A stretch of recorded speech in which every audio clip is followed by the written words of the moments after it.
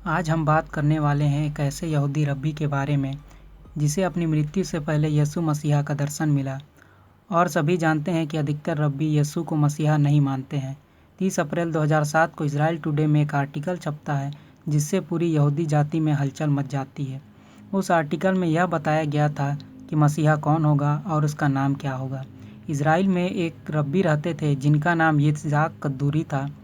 108 वर्ष की उम्र के ये एक ऐसे यहूदी रब्बी थे जो यहूदियों के बीच काफ़ी जाने माने थे। वे एक महान शिक्षक थे। उनको फॉलो करने वाले उनके बारे में बताते हैं कि वे बहुत से चमत्कार करते थे, बीमारियों से चंगाई भी देते थे, भविष्यवाणियाँ भी करते थे। वे तोहरा के बहुत बड़े जानकार थे। वह नहाला यित्ज़हाक यशीवा सेमिनरी से संबंध रखते थे। उन्होंने मरने से ठीक पहले एक नोट लिखा था और अपने बेटे डेविड कद्दूरी को बताया था कि मेरे मरने के ठीक 1 साल के बाद इस नोट को खोला जाए। उन्होंने कहा था कि मैं मसीहा से मिल चुका हूँ और उसका नाम लिख कर जा रहा हूँ।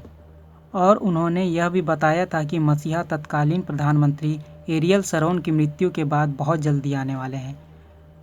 28 जनवरी 2006 को यित्ज़हाक कद्दूरी का 108 वर्ष की उम्र में निधन होता है और ठीक 1 साल के बाद 2007 में इस नोट को खोला गया और उस नोट में लिखा था, वह अपने लोगों को उठाएगा और साबित कर देगा कि उसके शब्द और न्याय कितने मान्य हैं।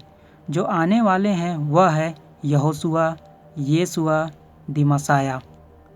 उनके अंतिम यात्रा में 2000 से ज़्यादा लोग इकट्ठे हुए थे, जो उनकी लोकप्रियता को बताती है। वे अपने सिनेगॉग में बताते थे कि मसीहा की पहचान क्या होगी, मगर इस नोट के बाद अल्ट्रा ऑर्थोडॉक्स यहूदियों के बीच एक बहुत बड़े असमंजस की स्थिति पैदा हो गई।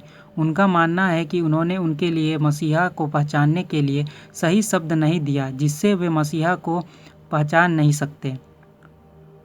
उनके इस दर्शन को देखने के बाद एरियल शरोन कोमा की हालत में 11 जनवरी 2014 तक जीवित थे और इस महान रब्बी ने इसी प्रधानमंत्री की मृत्यु के बाद मसीहा के आने की बात कही थी।